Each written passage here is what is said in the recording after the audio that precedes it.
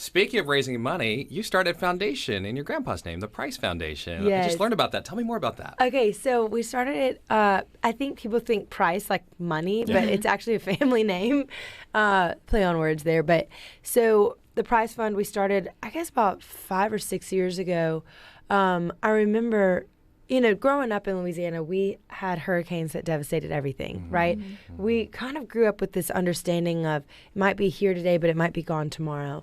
And in some ways that can create fear and trauma and things like that. But in other ways, it really allows you to see how precious life is and not to take anything for granted at any point.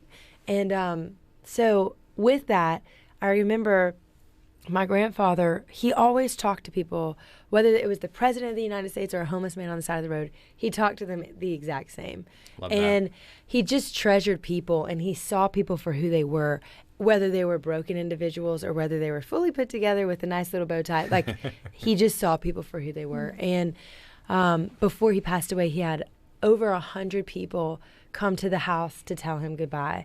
And even sometimes you think at 80 years old, people have forgotten you, but he had 100 people come, and even the Orkin man came to say goodbye. Like, my point in saying that is that he just really saw everyone. So I said, okay, I want to start something where people feel seen, where we can change the outcome of people's stories for the good.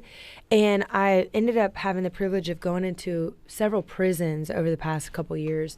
And I asked some of the people in there, like, what is it that we need to do to help decrease the rate of people going into prison? Like, how can we actually be involved in this?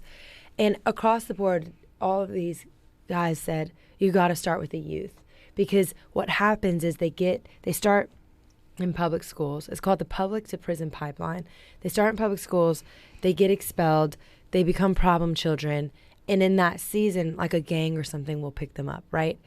Where they're kind of in this like back and forth zone. And then that leads to decisions that, nobody should be making. So that being said, we started this organization with this in mind. We want to reach the youngest of the young and the oldest of the old.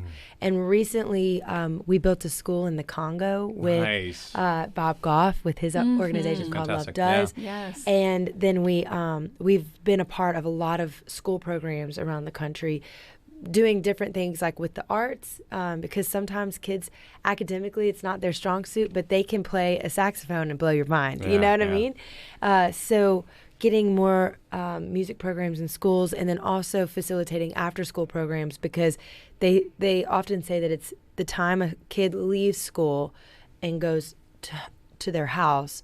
If they have parents that are both working jobs, then they're kind of in this spot where they're vulnerable, And so trying to create after school programs to keep kids interested and to keep kids involved. It's really amazing because you see their test scores and things like that accelerate. So that's what we're doing for the youth. And then for the elderly, we just joined with an alliance that helps with pay medical bills and things like that for the elderly. So it's been really, really special. It's been probably the thing that I can see myself in the next over the course of the next 10, 15 years, really making that even, I don't want to say larger than music, but maybe. As large, Yeah.